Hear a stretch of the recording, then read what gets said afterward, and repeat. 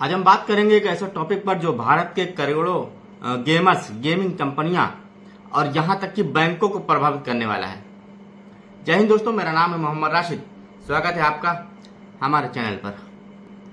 दोस्तों, online gaming bill 2025 हाल ही में ये बिल लोकसभा और राज्यसभा में पास हुआ है और इसके साथ ही ऑनलाइन गेमिंग की दुनिया में तहलका मच गया है।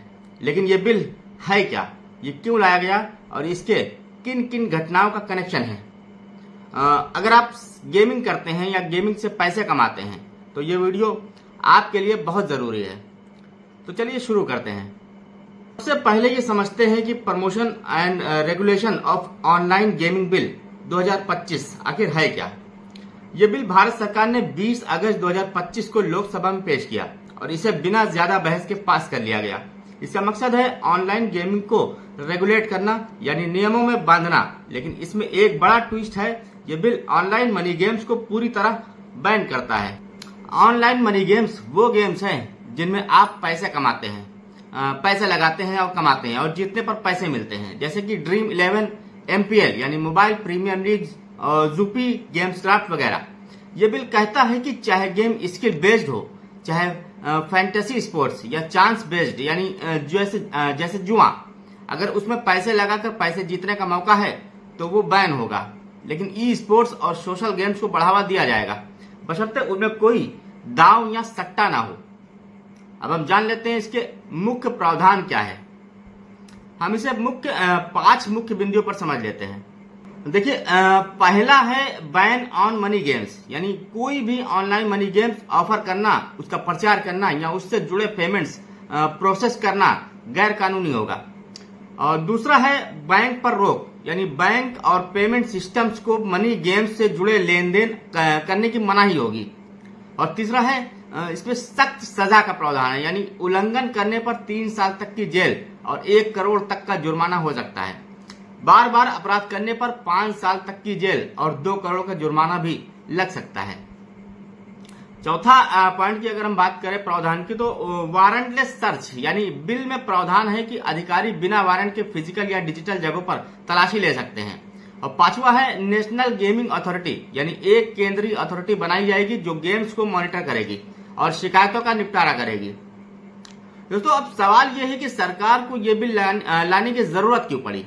इसके पीछे कई कारण हैं और ये कारण भारत में ऑनलाइन गेमिंग से जुड़ी कुछ गंभीर घटनाओं से जुड़े हैं। देखिए, पहला कारण तो है ऑनलाइन गेमिंग की लत और आर्थिक नुकसान। दोस्तों, एनडीटीवी की एक रिपोर्ट के मुताबिक भारत में हर साल लगभग 45 करोड़ लोग ऑनलाइन गेम खेलते हैं और करीब 20,000 करोड़ का नुकसान होता है। कई लोग, खासकर युवा, इन गेम्स की लत में पड़कर अपनी सारी बचत और यहां तक कि कर्ज लेकर पैसे गंवा रहे हैं। और दूसरा जो कारण है वो है फ्रॉड और स्कैम्स की बढ़ती घटनाएं।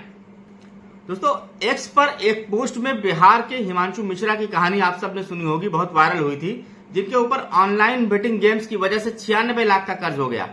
उनकी मां ने उनसे बात करना बंद कर दिया था और वो मानसिक तनाव का शिकार हो गए थे। बिल में कहा गया है कि ऑनलाइन मनी गेम्स की वजह से लोग लत, आर्थिक बर्बादी और मानसिक स्वास्थ्य समस्याओं का शिकार हो रहे हैं। खासकर युवा और आर्थिक रूप से कमजोर लोग इसका शिकार हैं। उपसभापति महोदय, ऑनलाइन गेमिंग एक बहुत इम्पोर्टेंट एक विषय है जो एक डिजिटल की दुनिया में एक महत्वपूर्ण सेक्टर बन के उभरा है। उपसभापति महोदय, इसके 3 सेगमेंट है। पहला सेगमेंट है ई स्पोर्ट्स, जिसमें एक टीम बनाकर खेलते हैं, कोऑर्डिनेशन सीखते हैं, स्ट्रेटेजिक थिंकिंग होती है। हमारे प्लेयर्स ने भी कई मेडल जीते हैं।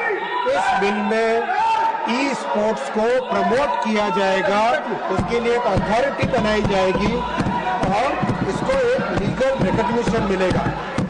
माननीय उपसभापति महोदय, दूसरा सेगमेंट है ऑनलाइन सोशल गेम्स। हम सबके जीवन में है, सॉलिटेयर है, चेस है, सुडोकू है, रिक्रिएशन के लिए खेला जाता है, एजुकेशन के लिए खेला जाता है, मेमोरी ट्रेनिंग के लिए खेला जाता है।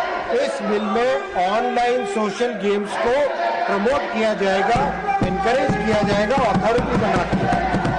माननीय उपसभापति महोदय, ऑनलाइन गेमिंग की पूरी दुनिया के 2/3 सेगमेंट को इस बिल में प्रमोट किया जा रहा है, लेकिन एक ऐसा सेगमेंट है तीसरा सेगमेंट ऑनलाइन मनी गेम्स, जिसके कारण समाज में और विशेषकर मध्यम वर्गीय युवाओं में बड़ी समस्या बनकर उभरा है। एडिक्शन हो जाता है, परिवार की बचत इसमें चली जाती है। करीब करीब एक अनुमान है कि 45 करोड़ लोग इसकी चपेट में आ चुके हैं। 20,000 करोड़ रुपए से ज्यादा राशि हमारे मध्यम वर्गीय परिवारों के मेहनत की कमाई इसमें नष्ट हो गई है। और तो और वर्ल्ड हेल्थ ऑर्गेनाइजेशन ने इसे गेमिंग डिसऑर्डर डिक्लेयर किया है। International classification of disease ICD-11 के माध्यम से इसको गेमिंग डिसऑर्डर डिक्लेयर किया है। ऑनलाइन मनी गेमिंग आज एक पब्लिक हेल्थ रिस्क बन चुका है। माननीय उप सभापति महोदय, psychological disorders, compulsive behaviour, withdrawal symptoms, violent behaviour, ऐसी समस्याएं इससे उत्पन्न हो रही है। कई परिवार ऑनलाइन गेमिंग से नष्ट हो चुके हैं। मैं कुछ हेडलाइंस पढ़ना चाहूंगा। 9 अक्टूबर 2024 times of India, gaming addiction, tragic suicide of 20-year-old from gaming addiction sparks concerns. दोस्तों, एक एक्स पोस्ट में बताया गया कि एक शादीशुदा व्यक्ति ने ऑनलाइन गेमिंग की वजह से 12 लाख के कर्ज के बाद नहर में कूदकर आत्महत्या कर ली। भारत में ऑनलाइन बेटिंग और जुए की लत बढ़ रही है। DW की एक रिपोर्ट के अनुसार 14 करोड़ लोग नियमित रूप से ऑनलाइन जुआ खेलते हैं और IPL जैसे टूर्नामेंट में ये संख्या 37 करोड़ तक पहुंच जाती है। सरकार का कहना है कि ये गेम्स न सिर्फ अवैध हैं, बल्कि इन्हें बढ़ावा देने वाली सेलिब्रिटी इंडोर्समेंट्स भी गलत हैं। दोस्तों, इस बिल का असर भारत की $3.8 बिलियन की गेमिंग इंडस्ट्री पर पड़ेगा, जिससे कई बड़े नाम शामिल हैं इसमें। और जो सबसे ज्यादा प्रभावित होने वाले ऐप्स हैं ड्रीम 11, MPL, जूपी और प्रोबो जैसे रियल मनी गेमिंग ऐप्स हैं। ये ऐप्स अब भारत में अपने रियल मनी ऑपरेशन बंद कर सकते हैं। कुछ कंपनियों ने पहले ही अपने रियल मनी गेमिंग ऑपरेशन बंद करने की घोषणा कर दी है। दोस्तों, ऑनलाइन गेमिंग की वजह से कई ऐसी घटनाएं हुई हैं जिन्होंने सरकार को ये सख्त कदम उठाने के लिए मजबूर कर दिया है। जैसे कि मैंने पहले भी बताया कि हिमांशु मिश्रा का 2024 का वो केस, बिहार के एक स्टूडेंट हिमांशु मिश्रा ने ऑनलाइन बेटिंग गेम्स खेलकर 96 लाख का कर्ज ले लिया। उन्होंने अपनी बीटेक की फीस भी गेमिंग में गवा दी। उनकी मां, जो एक टीचर हैं, उन्होंने उनसे बात करना बंद कर दिया। ये कहानी एक्स पर वायरल हुई और लोगों में गुस्सा पैदा किया। और सितंबर 2024 में एक एक्स पोस्ट में बताया गया कि एक शादीशुदा व्यक्ति ने 12 लाख के कर्ज की वजह से नहर में कूदकर आत्महत्या कर ली।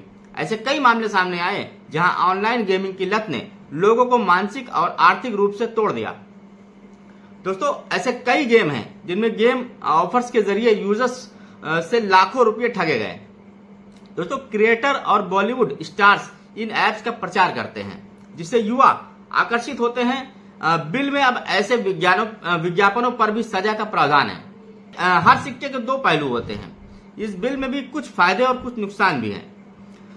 फायदे की बात करें तो पहला जो है फायदा, वो यूजर्स की सुरक्षा, यानी लत और फ्रॉड से बचाव, खासकर युवाओं और कमजोर तबकों के लिए। दूसरा जो फायदा है वो ई स्पोर्ट्स को बढ़ावा, यानी सरकार ई स्पोर्ट्स और सोशल गेम्स को प्रमोट करेगी जो स्किल बेस्ड हैं और सुरक्षित हैं।